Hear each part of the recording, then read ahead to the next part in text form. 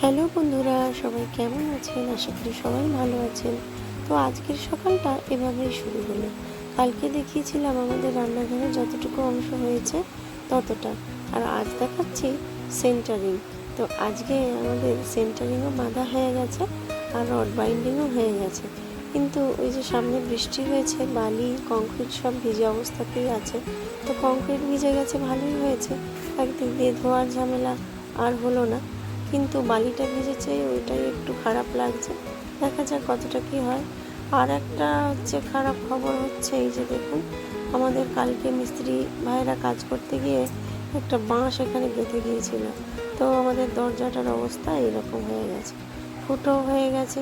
তো কিছু করার নেই, ওনারা সাবধানে কাজটা করলে ভালো হতো, কিন্তু ভুলবশত হয়ে গেছে, কেউ তো আর ইচ্ছে করে করে না। তো যাই হোক, ওটা আবার সারাতে হবে। আর এই যে দেখুন, সেন্টারিংগুলো এরকম হয়েছে, কোথাও কোথাও ফাঁকা আছে।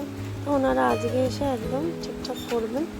আর এই যে এখানে রড বাইন্ডিং বা রড কাটার যেগুলো বাঁকানো, এইখানটাই করে রেখেছেন।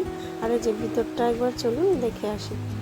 এইরকম হয়েছে। আসলে আমাদের এক্সাইটমেন্টটা একটু বেশি, কারণ আমাদের হাতে এই ঘরের মানে ঘর করার এখনও অভিজ্ঞতাটা আসেনি, এই প্রথম হলো। আর সেই জন্যেই দেখছি যে কতটা কি লাগে, কতটা পরিমাণ। আসলে প্রত্যেকটা কাজেই একটা করে না শোনার থেকে একটা করে অভিজ্ঞতা হলে অনেকটা ভালো লাগে। আর কি বলবো, প্র্যাকটিক্যালি অনেক কিছু জানা যায়। আর এই মুডগুলো দেখুন, এই যে এগুলোকে মুড বলা হয়, তো ওনারা বললেন যেটা। আর আমাদের এইখানের মুডগুলো এত সরু দিয়েছে, সেই জন্য একটু চিন্তা হচ্ছে।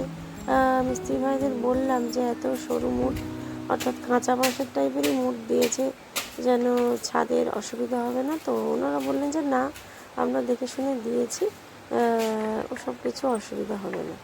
তো যাই হোক, ওনারা বলেছেন, আর কি করব, মেনে নিতে হবে।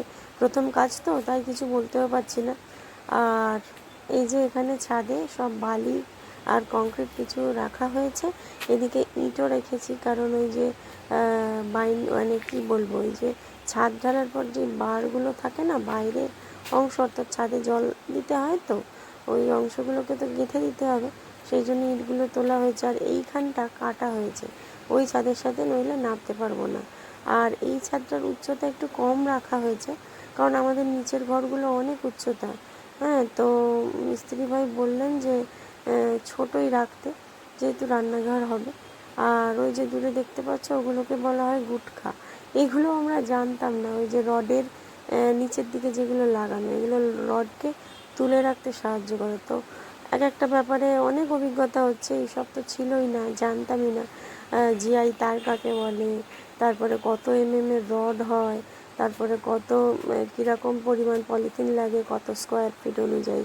তো নানা রকম অভিজ্ঞতা আমরা এই নিয়ে সঞ্চয় করছি। তো ভালোই লাগছে। আর আকাশটা ওদিকে দেখুন কীরকম হয়ে আছে। আমি আবারও বলছি, আমার এক একবার তুমি হয়ে যায়, এক একবার আপনি হয়ে যায়, তো ক্ষমা করবেন। আর এই যে দেখুন, আকাশটা কত সুন্দর উজ্জ্বল লাগছে। এই বাড়িটা কিছুদিন আগে হলো। আর আমাদের একটা পাশের বাড়ি এখন দেখছি যে হেলে গেছে, তো একটু ভয় লাগছে।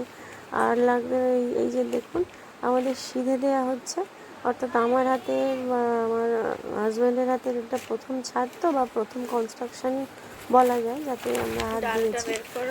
নির্মাণ কাজ আমাদের দ্বারা এই প্রথম হলো। তো এই জন্য সিধে দিচ্ছি, মা সব জোগাড় করে দিচ্ছেন। আসলে প্রথম তো অতটা বুঝতে পারছি না, মা সব জানে, উনি তো অনেকবারই সব আমাদের ছাদটা ধরেছে যখন উনি ছিলেন, তো মাই করে দিচ্ছে। আর এইগুলো দিয়ে দিতে হয় না তো। হয়ে গেল, চলো, একটা মেশিনে যাবে আর একটা ছাদে যাবে, তাই তো। সিধে দিয়ে দিলাম, মা আর আমি নিচের মেশিনটা পুজো করে নিলাম, ওই ঢালাই মেশিনটা। আর উপরে সেই যে কোণে আমি ওই স্বস্তিক চিহ্ন এঁকে ওই যেরকম একটু একটু করে দিয়ে চাল, তারপরে ডাল, কি বলবো, ধূপ, সিঁদুর দিয়ে স্বস্তিক চিহ্ন এঁকে একটা মিষ্টি দিয়ে পুজো দিয়ে দিলাম। আর সেগুলো তুলতে পারিনি নিচে, আসলে এত তাড়াহুড়ো হচ্ছিল, বাবুটারও শরীর খারাপ, সেই জন্য ও আর তুলতে পারলো না। কাকে বলবো তোলার জন্য? যাকে যাক, ভগবান পুজো দিলাম। আর দেখো কত সুন্দর আমাদের ওয়েদারটা এখনো আছে। আর আজকে আশা করি বৃষ্টি হবে না, দেখা যাক। আর হ্যাঁ, আমাদের যখন শিখে দিলাম তখন মানে 3 কর্ণিক আর কি মাল, এই যে যেটা কংক্রিট মিক্সচারটা আমাকে ওই কোণটাতে ঢেলে দিতে হলো। মিস্ত্রিরা বললেন যে ওই কোণে আপনার হাতে 3 কর্ণিক মাল তুলে দিতে হবে। আর এই যে এখানে আমাদের এই পাশের বাড়ি কাকিমা আসছে একটু হেল্প করার জন্য। আলুর দমটা কাকিমাকে করতে বললাম, আর কেটে কুটে সব দিয়েছিলাম, আমরা দুজন মিলেই করেছি। মা এখানে, মায়ের শরীরটা খারাপ তো সেই জন্য বসে আছে, এই দেখছে আর কি মুট ফুটগুলো যাতে না কিছু নড়ে টড়ে যায়। আর এই যে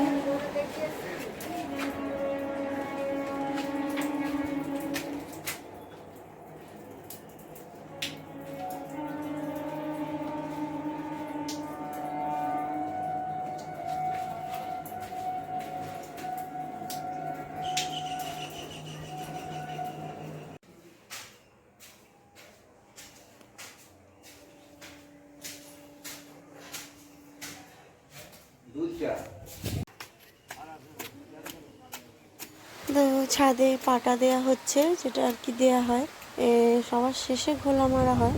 তো এই পাটাটা দেয়া হচ্ছে ওইটাকে আর কি, ছাদটাকে জামিট করার জন্য। আর বলছিলাম যে বৃষ্টি হবে না, কিন্তু দেখো আকাশের অবস্থা ভালো নয়। তো বর্ষাকালে যেটা একটা অনিশ্চয়তা থাকে, হবে কি হবে না। তো এই যে বৃষ্টি মানে হওয়ারই আশঙ্কা মনে হচ্ছে। আর এদিকে বাবুটার শরীর খারাপ, আমার মন মেজাজ অতটা ভালো নেই। কী করবো, একটু ওই যে আলুর দম ছিল, একটু গরম গরম আনলাম খাওয়ার জন্য। আর বৃষ্টিও কিছুটা পরিমাণে হলো, যাকে যাক ভালোই হলো। মিস্ত্রি বললেন যে একটু বৃষ্টি হলে ভালোই হয়, অর্থাৎ ছাদটা জমে। আর এই যে এখানে মিস্ত্রি ভাইদের সব খাবার দেওয়া হয়েছে, ঢালাই মিস্ত্রি যারা এসেছিলেন, আর ওই মিস্ত্রিরা পরে খাবেন বললেন, ওই জন্য একসাথে দেওয়া হয়নি। তো আজকের ভিডিওটা কেমন লাগলো অবশ্যই জানাবে।